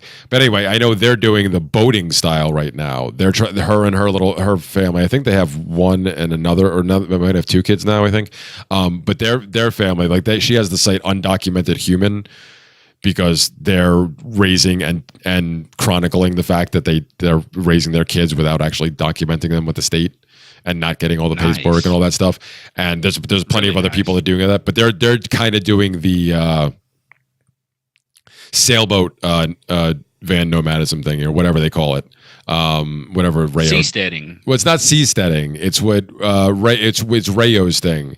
The sailboat, whatever it is. It's the thing Shane. I forgot what he called it too. Yeah, exactly. It's slipping my mind right now. But his version of that's basically what they're trying to do. They're trying to live off their boat right now, and not be and trying to get away with not having any papers. How cool, man. Yeah, they've already gotten harassed a bunch of times. They're out of the water. They're doing it out on a boat. They're managing to record videos and send stuff and publish little vlogs and stuff like that. So if they could do it out there on the water, it should be easy enough for me to be able to figure out how to do it here on land, even if I do have to rely on other people's Wi-Fi. I think I should be all right. But yeah, man. So they're doing that type of stuff. They're taking their kid all over the place on a boat. Their kids, I know other people that are doing that with their kids too. I mean, there's other families that have been documenting this for a while. They're taking their kids all over the place, and as part of their unschooling experience. And yeah, I mean, what better than like real life experience? Why read about these things in a book and answer stupid questions about it that you just have to memorize ask questions that you have to memorize the answers to, when you can actually go to these places instead. Better than that, man. Right. Why even learn about learn about a farm? Why not go to one? Or in my case, I'm hoping my kids are going to be excited enough to want to work on one. I was driving out toward the Great Salt Lake, right where the Bonneville Speedway is. Okay. Bonneville Salt Flats. Sure. And, right there where that's at, you hang a left is Meteor Crater. Have you ever heard of it? I've heard of it. I can't recall seeing. I'm sure I've seen a picture of it, but I can't recall it at the moment. Yeah, it's like the best preserved crater site on the planet. Anyways, it's a national park and all that stuff. Yeah. Whatever. I thought. Yeah. I was driving through there one day and I was like, you know what? I need to take a lunch break, and I'd really like to see that thing. And I was like, oh well, they'll get this big truck. There's no way I could. Wait a minute. They probably have tour buses that pull in there. I'm sure I could park. So I did. I took a tour bus parking spot in this big 80,000-pound murder weapon, and took about 2 hours to go check it out. And that was, as soon as I got there, that was the first thought. Like, man, I need a camper full of kids at this spot right now, because it was awesome. I mean, you could see my 35-year-old ass look 7 years old again. It was great. That's awesome, man. And that's the type of stuff that you don't get from a classroom and all that stuff, man. Yeah, it definitely steps the unschooling game up if you could travel. Oh, definitely. And like I said, I definitely want to work towards that, and hopefully get there sooner rather than later. And maybe we'll see. I plan on at least taking more adventures with the kids once we get out to out to the Midwest, because Jen's tried really hard around here, but unfortunately, like every homeschool, like unschooling is still not a huge thing around here. Like there's a couple of people who know about it and may say they practice it. It's not a huge thing anywhere, man. Well, no, I mean there's certain communities that are starting to like be more supportive of this stuff like that, but here is definitely not one of them at all. But there are homeschooling groups or whatever, and just like everyone that she tried to get hooked up with to try to get the girls involved with and like try to get us all involved with and stuff, ended up being run by like batshit statists. And I only refer to them as status because that type of stuff came out so often, like there's like the political bullshit. Like even in these homeschooling groups, like it was just so ridiculous that and one of them was actually run by a former friend of mine too, who I hadn't spoken to in years, but apparently Jen was like, oh yeah, I saw it. And she's like, and she's even crazier than she used to be, but she's like, a bunch of people apparently left the group after she took over because she like just made it even worse. And because Jen used to have this one friend who was really great about it and actually ran a homeschooling group, and the girls went there. It was a little bit further away than we would like, because it was out halfway into Queens, so for us it was a little bit of a hike, especially with traffic and stuff like that. But they would go, a couple every other week or at least once a week or something like that for a while, and they really liked it. But then they picked up and moved their family to South Carolina or North Carolina or something. So it was like once they left, it was like now there's people here, but they're all crazy, and they're not the type of unschooling, homeschooling type parents that I would want to get along with. Like, I don't know. Maybe the ones that Danilo works with are different. Although when he describes some of the things that he deals with them, I'm like, you're a more patient man than I am, because I just wouldn't be able to put up with that insanity. I mean, I get it, man, because if you say the word homeschooling, where I live in the hills of East Tennessee, it's synonymous with fundamentalist Christian. That's it. That's the only support we get. And I'm like, hey, have you guys ever heard of this? They're like, no, it wasn't in the Bible. We're not doing it. Oh, yeah. Well, like I said, the homeschooling is acceptable here on Long Island, I think, because it became like kind of the vogue thing to do for some of the Long Island moms around here. For whatever reason, everywhere. Yeah, but for whatever reason, I think I take it as a positive thing. But yeah, it's kind of like that with unschooling. You mentioned that, and like everybody just kind of looks at you funny. It's like, well, sorry, man. We're trying to get away from the structure, and we're not trying to take them out of the classroom and put them in the kitchen with the same structure. It's just kind of ridiculous. Seriously, yeah. But yeah, the whole travel thing. That's yeah. I definitely want to try to do that with the kids. And I mean, if we can figure out a way, I mean, that would definitely. I would have to scrap the ideas for the farm long term if I did this. But I mean. I could, if we could find a way to make money on the road, then I could probably talk Jen into doing that with the kids and trying to take that lifestyle instead. Well, if you do, let me know, because that's something I'd very much like to do right now. Yeah, like I said, man, I've considered. I mean, I had said if things, when things were bad with Jen and I, and if they hadn't, if we hadn't fixed everything up, I was considering selling the house anyway and doing the tiny home thing. If it was just going to be me and the dog most of the time, and I was only going to get the girls on like the weekends or something, like I was going to go like tiny home. And I was actually going to do one that I was going to be able to, pull around on my truck. Be careful with that, man, because most of the time when they build those things on utility trailers, they're garbage. Oh no, I was going to build my own. I was going to build my own. Yeah. Oh yeah. Well, I've heard a lot of horror stories where, these 19-year-old couples from Seattle or whatever the fuck. Oh my God, look at my $40,000 tiny home, and they're so proud of it. And they take it under an underpass without reading the height of it. Oh yeah. And there's their what would buy them a small 2-bedroom house where I live. It's just gone. Yep. Yeah. Yeah, you got to be a little smarter than that. I like to think that I am. I'd like to think you are too, but I think it's hilarious watching. I don't want to say stupid hippies, but there are different varieties of hippies, and these are definitely the stupid ones. But the horror stories, if you're into laughing at other people's pain, are hilarious. No, yeah, I'm with you, man. I'm with you. But yeah, I like I said, I definitely considered that route.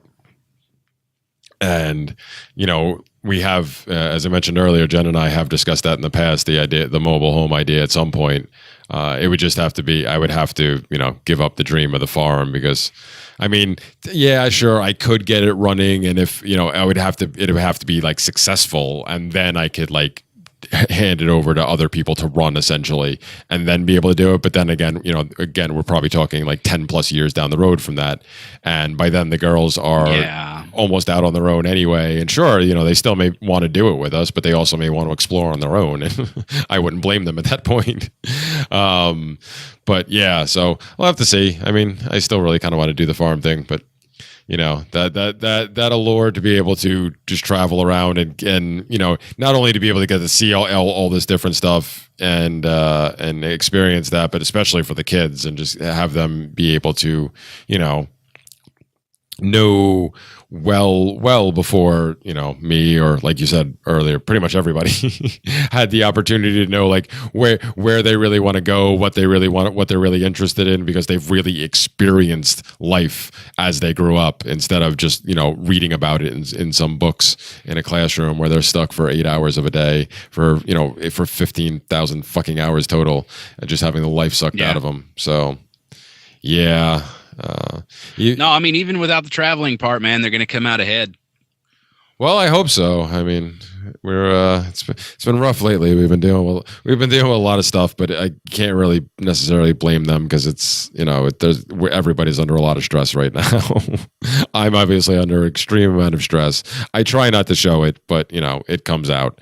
I can imagine. Jen is anxious as fuck, and she doesn't mask it as well as I do sometimes. And even still, it's not her. I can't really blame her, because it's nerve wracking to be in a position where we know we're like running desperately low on money, and we've jumped through every fucking hoop we need to, like every hoop that gets put in front of us, we jump through, and we're still sitting here waiting and not being told when we're actually going to be allowed to leave here. So I can't blame her for that. And for the kids, it's luckily they're finally starting to come around on the whole move thing. Like, they were very against it when we first started talking about it. Most kids are, yeah. They were freaking out, and I don't want to leave, and now they seem to be more excited about it. I don't know if it's just they've had enough time with it, or now that they've actually seen things progressing, like, because I've been packing up the house the past couple of weekends. Like, Jen and I have started trying to take care of all the things that we know we don't need that we definitely, either way, we're not going to need right now, so we can pack it all up now. And then obviously trying to get rid of stuff. And so, it's obviously stressful on them. And yeah, it's just, I just want to get there, mainly, I mean, obviously for my own sanity, but also for their sake. So we can get established, and hopefully we can finally start going out and meeting some new people, and in a different community that's hopefully a little more accepting of this type of stuff, and not as crazy. I mean, I know there's crazy statists everywhere, but people are a little more lax on certain things out there. I know the schooling regulations are supposedly a lot more lax out there, so hopefully. Than New York, yeah, I would say so, man. Well, yeah, obviously, but even more so than most of the other states. Like, that's kind of when we ended up deciding to go to Indiana. It's because Ohio was the original plan, because they have pretty good homeschooling laws. Apparently, Indiana's are even better. They just have the ridiculous drug laws, unfortunately. Good gun laws though, but drug laws suck. Yeah, that's the situation we're in Tennessee, man. Yeah, they love guns, but I think they'll be second to last behind Mississippi to legalize anything. Yeah. Well, they ban everything in Indiana. I mean, currently, I think they even have CBD and kratom banned. Right. Yeah. Although they're supposedly CBD, they're supposed to be working on reversal of that, because that's actually going to be important for us, because we actually do use that for one of our daughters. Yeah.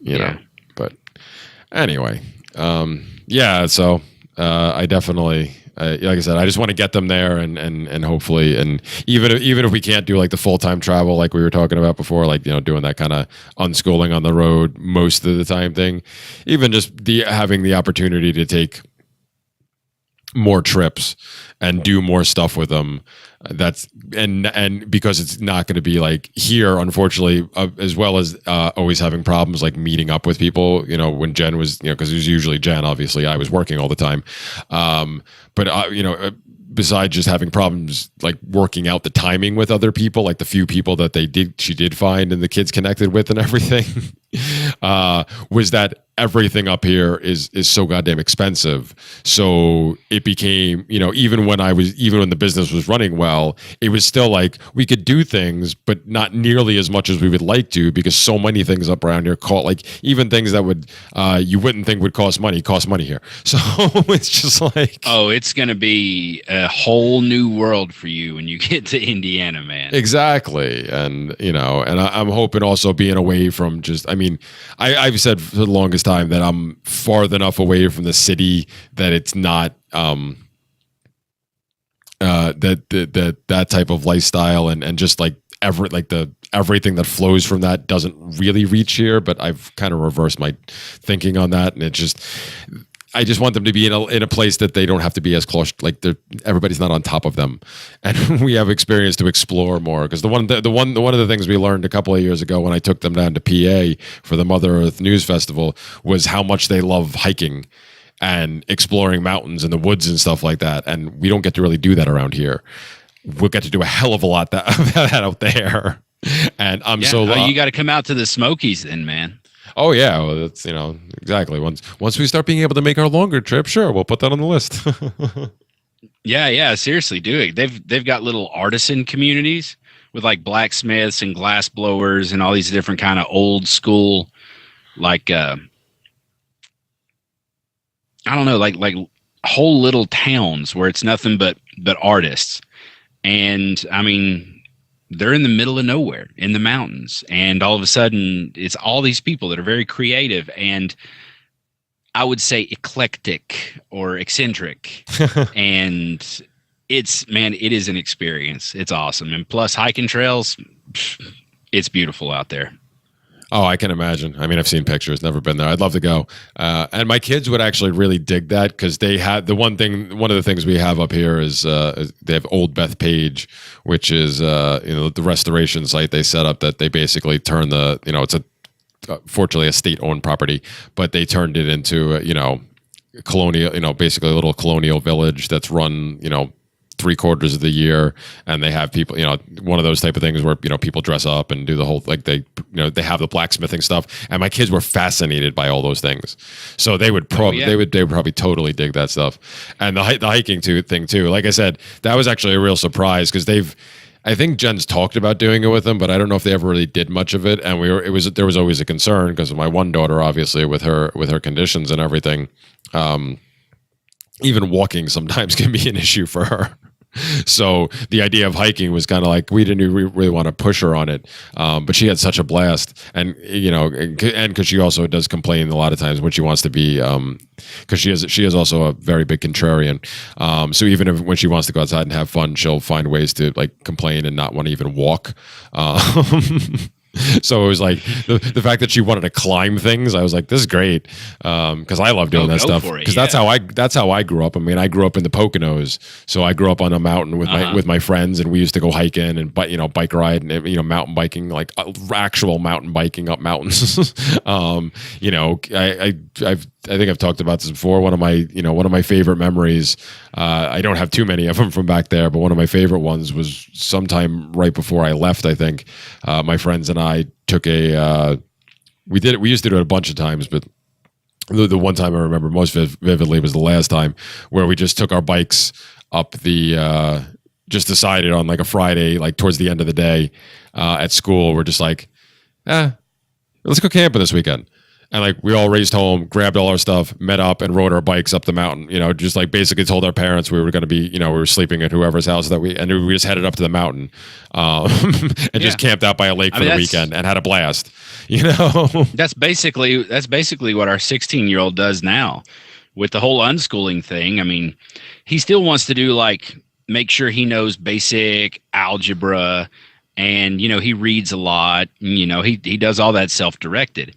But mainly what he does is whenever his buddies get out of school, you know, they go fishing. They go out in the mountains and they pretty much, you know, they're feral children. But yeah, I mean, he loves it and we don't stop him. Really. I mean, he got his driver's license a few months ago and, you know, I've got a full-size Bronco. I'm like, yeah, if you guys go out too far, take my truck. Nice.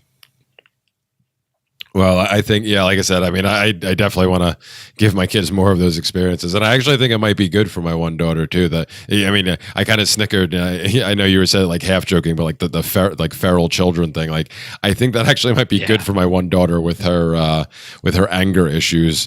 I think I might be able to refocus a lot of that energy by having her out, like really outside, like being out, like, you know, we were talking before we started recording about, you know, how it's kind of warmed up finally. See, and it was a nice enough day around here that we were actually outside and the kids actually didn't have to wear a jacket for the first time and like can't remember when, you know, playing outside, but we're playing outside in our tiny little front yard, you know. So while it's great, we're outdoors and we went for a walk, it's not anywhere near like hanging out in the country in the woods and going for a hike, you know, not quite the same thing. Oh, so, you're going to love it, man. Yeah. Well, I mean, like I said, I know I will, because that's how I grew up, because I grew up in that tiny little town of 200 people up in the mountains in Pennsylvania. So that's how I grew up. Like, that's the one thing I did have that my kids currently don't. They've only got to experience it once with me in their, you know, 6.5 short little years. So I know I'm going to be a huge fan of it. I can't wait for them to get out there and really get to experience this, and you know, really let the schooling, the schooling part of the unschooling actually start, because you know we've really let them go. I mean, even though it's been frustrating at times, we've really been hands off with them for the most part. Yeah, and that's really hard for parents to actually like get through and let them just do their thing. I know it was really hard for us. Yeah, I can imagine it's hard for most people in general, but it's even harder when you have people constantly nagging you about it. Because ever since we started with this whole thing, I mean, it was hard enough when it was just the homeschooling idea, because Jen and I had agreed to. You've got teachers in your family too, right? Well, yeah, but that's the thing. Well, it's the teachers in the family that were actually okay with it. Yeah, they were the ones that were okay with it. Oh no, opposite. Oh no, yeah. See, this is the thing. Opposite. Everybody else, like Jen and I had decided to homeschool the kids even before they were born. Like that's one of the things we agreed on when we first got together, when we talked about the possibility of having kids. It's like, oh yeah, we were both like, we want to homeschool. So like, oh, this is great. So we had already decided that. And then after they were born is when I got introduced to Dana Martin and started learning about unschooling. And I was like, oh, I think we should do this instead. And I brought it to her, and it took her a little while to get on board with it. But finally, like she saw the benefits of it too. And it was like, all right, yeah, let's do this. But the homeschooling alone was enough. My parents, who were both teachers, they were the ones who were actually okay with it, because both of my parents my dad has long since been disillusioned with it, but my mom finally became disillusioned with the system towards the end of her career. You know, I mean, she stayed till retirement. She worked, you know, she stayed till she was 65 or whatever, or actually I think 66, I think she finally retired. You know, so she was teaching for 40 something years or whatever. But the final couple of years, she finally saw like how bad things had gotten and how it was just like, it was not conducive for learning, basically. So they were both okay. Like they were both like, okay, you want to homeschool the kids? Great. Can we help in any way? Like that was their attitude. Everybody else, though, you know, Jen's parents, other family members, friends, you know, because Jen has a bunch of friends that are teachers. You know, like it's you know, it was just like, really, you guys think you could do this? What about, you know, all the, it was literally like playing the status bingo game. It was playing the homeschooling bingo, just like every with stupid response in the center. Yeah, exactly. Every stupid cliche, every stupid talking point, that's all that got thrown out. But it didn't stop either. And especially once the girls started getting older, and it's like, what, you're not gonna teach them to read? It's like, well, yeah, but they don't seem to want to right now, so we're not going to force them to, like, you know, it's like, it's a huge deal to them that it was only like maybe less than a year ago that both of them really started showing an interest in wanting to learn how to read. So like, you know, like they had known their alphabet, and they you know, they knew a little bit here and there, but they really didn't have an interest in it. They much preferred to have things read to them. And, you know, it was just like, we decided we weren't going to push them, because that usually is, you know, that tends to backfire a lot of times anyway, especially when you know your children, and one of them pushing them is usually not the best thing to do. And I don't know about yours, but mine conveniently forgets to read all the time. I don't know how. I can't. But if we're in the grocery store, she'll pull on my arm and say, "Those M&Ms are half off," and point at the sign that says half off. That's funny. Funny. Yeah. Mine are not quite at that level yet. They're getting there though. They're finally. It's like, you know, like I said, they're my one child, unfortunately, is a contrarian, although she is my child, so I can't really blame her. No, I've got one of those too. She's 5. Mine's 6, but she's definitely you know, she's very stubborn and strong-willed, and very much like her daddy. But I know what that's like. You know, we had to work around it, and, you know, we had to find incentives for them, and it just like, because we're still working on the whole consequences thing, but that's starting to have more and more of an impact. And it's like, you know, well, you want to be able to do these things, like you're talking about all these plans you have, like, you know, you realize you have to be able to read to do this stuff, right? And then it's like you see the light bulb finally starting to go off, and it's like, okay, great, you know, because I remember the only reason I didn't panic, like I said, I think Jen went through a couple of periods where it was starting to like freak her out maybe a little bit, because it was like getting later and later essentially, and like we're still at this point basically. But I didn't freak out as much, because I remember hearing this from a lot of different homeschooling and unschooling parents I had listened to be interviewed in different places over the years when I was studying up, when I was researching into this stuff. And I heard, like, it was one of the refrains I heard a lot was, especially when it came to reading, it was, you know, you may think because, you know, if your kid went to kindergarten and went through the whole school process, they would be on this track, and by this point they would be reading. So you may think that if your child reaches 6 or 7 and they're still not even like, you know, we're not talking proficient, but not even like, they don't even have the basics down at that point, you may think you failed. But no, a lot of children, because they're so interested in doing other things, because they have the freedom and the ability to use these other avenues at that age, where other kids who are in this much more restricted setting don't have these opportunities, because they're out there experiencing all this other stuff. They don't have that, you know, they're like, okay, yeah, I don't need it right now. But then all of a sudden, when the switch flips, and they realize, for whatever reason, they realize that they need it to get to this other thing that they want to do, they learn. And as soon as they do, it's not like they're behind the people their age anyway. They're still light years ahead of them in everything else, that they catch up on the reading, actual experience. Yeah, exactly. Yeah. And they catch up on the whatchamacallit, the reading and the basic math. And once they do that, then they're caught up with everything else, and then they're still light years ahead of everybody else. So it really doesn't matter. So like hearing that over and over and over again kind of reassured me when we went through this, because I kept remembering back to that. I'm like, all right, like plenty of people have gone through this, and it's not that big a deal. And I know a couple of people had said to me at one point that they thought like I should be super worried, because they kept pointing to what happened with me, because I was like, I think I've talked about this before, I was like a freak of nature, according to my parents, because I taught myself to read at 4 years old, and to this day they cannot figure out they didn't teach me.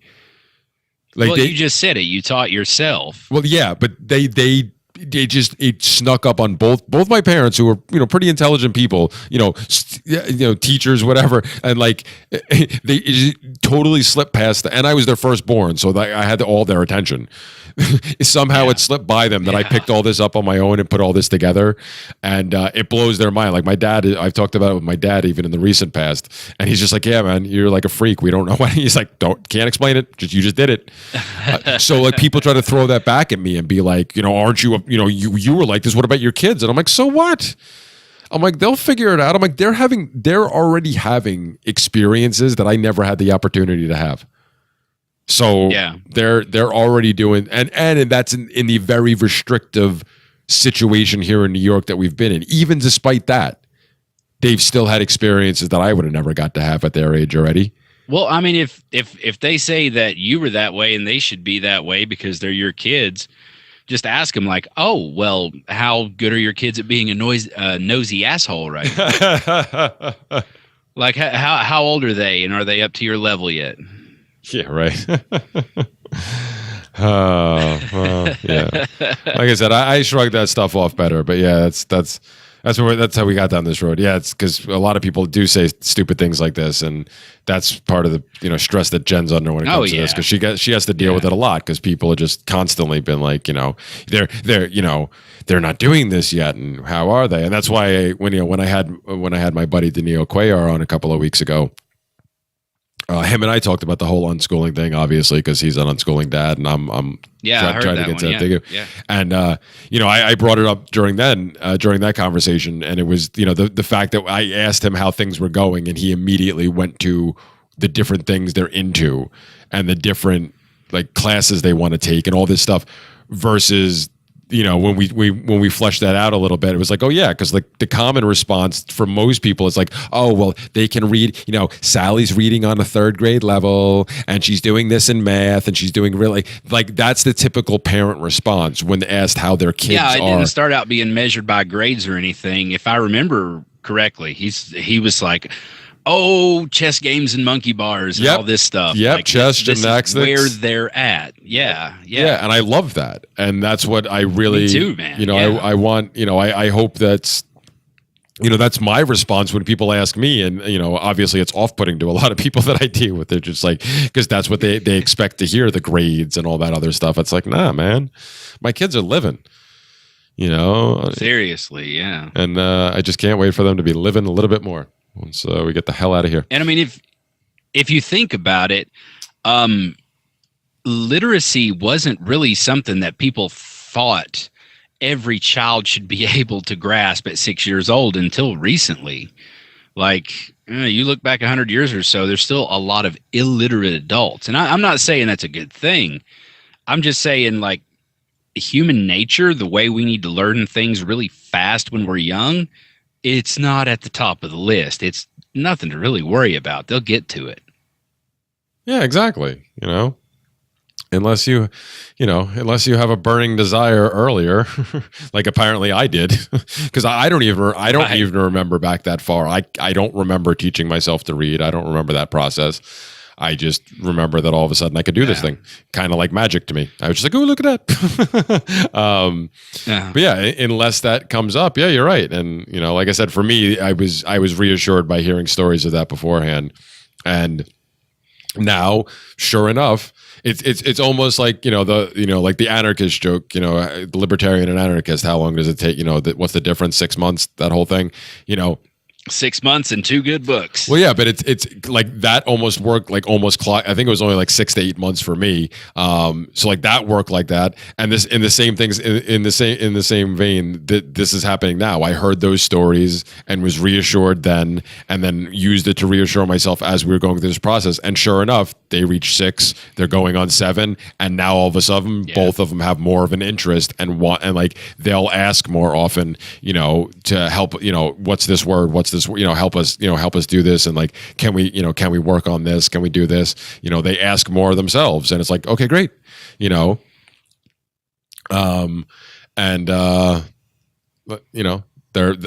not going to be any farther behind for it. So, yeehaw, yeah, go unschooling. I'm a big believer, man. Yeah. Although I keep using that term, and I just use it because it's so much easier. But I really do prefer the term self-directed learning, or something different. Because the whole schooling thing, just I think it's a tainted word at this point. Well, if we're gonna pick nits, then I guess technically. No, because I've heard other people talk about it before too, and I kind of get it. And right. Yeah. Brett Venat talks about it too. He likes the term self-directed learning. Yeah, that's what I think. I think it's where I picked it up originally, and I kind of dug it. And I'm like, I definitely like that term a lot better because that's really what it is. It's not they're starting their own education, and which is education's supposed to be a lifelong journey anyway. So get to it. Yeah, which amazingly, our 16-year-old, his self-directed education looks a lot like woodworking and things of that nature. He's like, hey, if I make things in the garage and call it wood shop or whatever, then I can sell these things online. And he's learning how to handle money, and we'll be talking about like you're gonna have to face taxes at some point, so we'll be going through that. And the 5-year-old is already on Minecraft, and we did little math problems and stuff with her when she was like 4, maybe starting to turn 5, and we got this big like 5-foot whiteboard we nailed up on the wall, like right outside of her bedroom in the hallway. And we just kind of slowly progressed with her, like, bet you can't do multiplication, and we'd put out little hash marks and circle them and count them, and like that's what 4 5s are. It's if you count them all, it's 20. And she's just now, over the past maybe month or 2, starting to grasp the idea that if you do it backwards, that's called division. And she loves it. Like we just kind of floated it out there, like, hey, this is what math is if you like it. It's fun. And she actually does think it's fun. She's like, I can do division now because 5 parts out of 20 are 4. And if you multiply it, 4 5s are 20. And she's just so sassy and proud of herself. And I'm like, yeah, no, you're 5. That's awesome. That is so cool. And she loves Minecraft. And I mean, I just figured that game out a little while ago, and I'm 30-something, man. Yeah, I still haven't played that. I talked about that with Danilo too, and his kids are obviously really big into it. But my kids just started getting into video games, and they have a tiny little one of those VTech systems from back in the day that we found in the garage that actually still works. And, has little games like Winnie the Pooh and Tinkerbell, but they're all learning games and stuff. So I'm like, yeah, you're excited about playing these? Go for it. You want to play learning games? Go for it. Go nuts. But yeah, the math thing too has been coming up. I know Jen's been working with him with that, and the same thing. She just kind of floated it out there, and they picked up on it and they asked more questions. They want to know more, and because that's I know some people I've run into who hear terms like self-directed learning or think of the homeschooling versus unschooling is the unschooling parent who's just like, oh, kids do whatever the hell you want. I'm not even paying attention to you. Like, right. It's like, right. No. There's not a structure per se. There's not like, we don't have like a curriculum. But we do like, floating it out there. I like the way you put that, because that's basically what we do. We throw ideas out there to them and see how they respond to them. And especially with reading and writing, because we do know that those are important, and we know they will have to learn these things, basic math, how to write, stuff like that. Like once you get there, you can kind of figure the rest out on your own. We know they're gonna have to get to that point, so we've tried to find different ways to make it interesting for them. But we're still not forcing any of it on them. And now, again, pretty much around the same time, they both have decided they want to do both of these things, and they want to learn more. So, okay, great. Now here we are. Yeah, we've gotten now to the point where if we're at the grocery store and she wants some kind of candy or apple juice or anything like that, my wife will, that still feels weird saying that. My wife will reach into her purse and get a handful of change and hand it to her and say, okay, you can have it, but you have to pay the lady. You have to pay the cashier.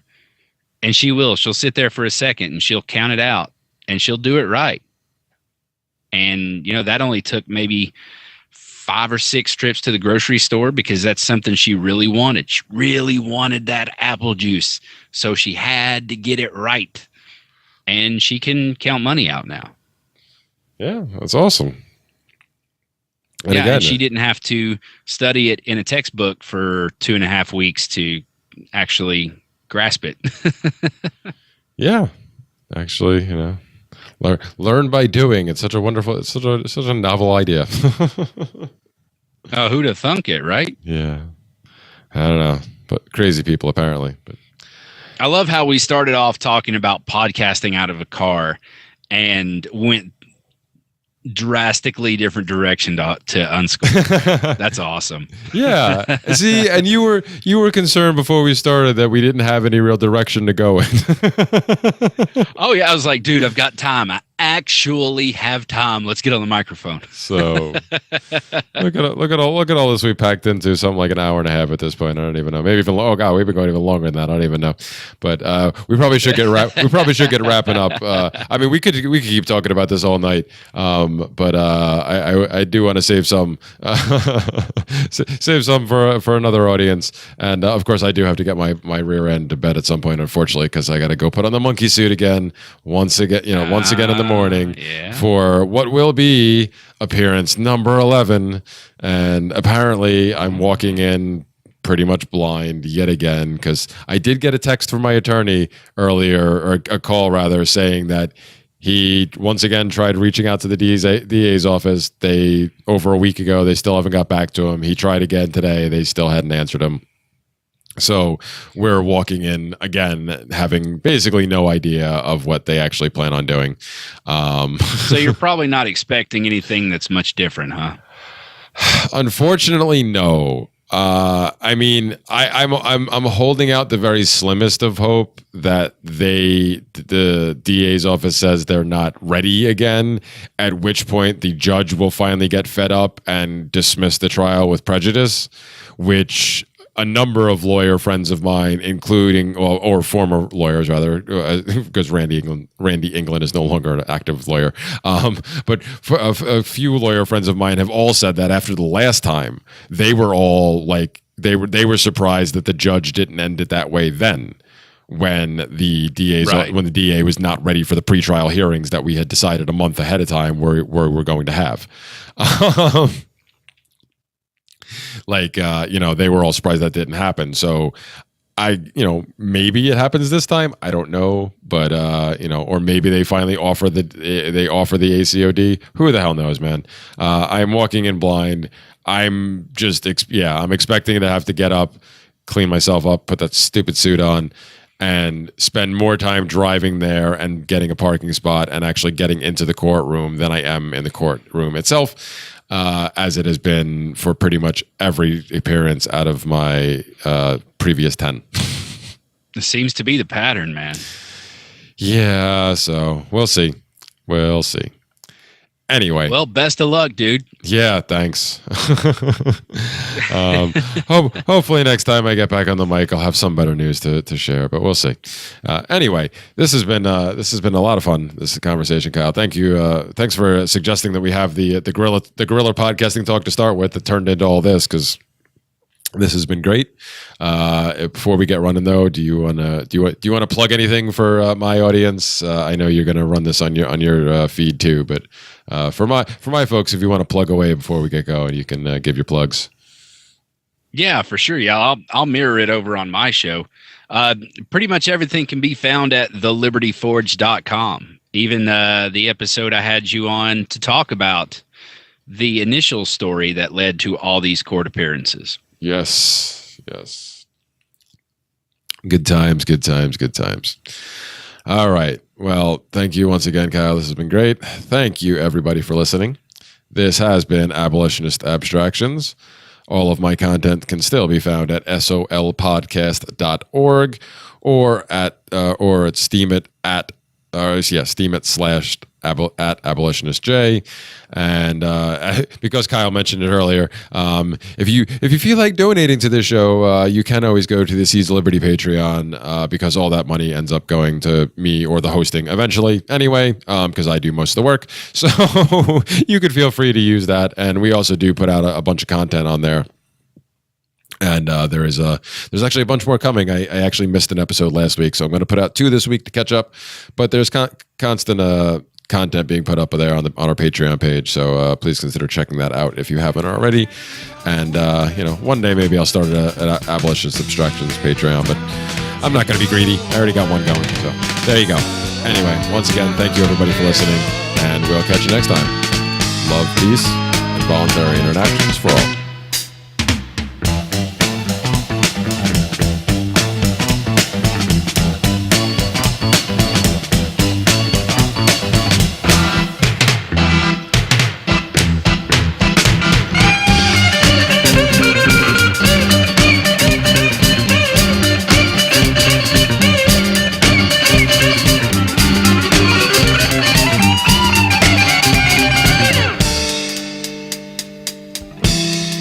Indians scattered on dawn's highway bleeding. Ghosts crowd the young child's fragile eggshell mind. Want caviar sound on a cat food budget? Creamy Radio Audio by the Freedom Fiends has great free tips so you can sound like a pro without spending like one. The most powerful form of human communication is one person speaking to another. But if people have to suffer through your sound, they'll change the channel and miss your message. Creamy Radio Audio will help you speak to the world with sound that will make people want to keep listening. Check out creamyradioaudio.com. That's creamyradioaudio.com. Are you sick of government lackeys who say you didn't build that? Are you tired of elitists who think you need a government permission slip for everything? Everything you do is an A to B conversation, and the government should see their way out of it. Create true free markets by adopting the BIPCOT No Government License. The BIPCOT No Gov license allows use or modification of any product, service, or software except by governments or government agents. Go to bipcot.org. That's Bravo, India, Papa, Charlie, Oscar, Tango.org.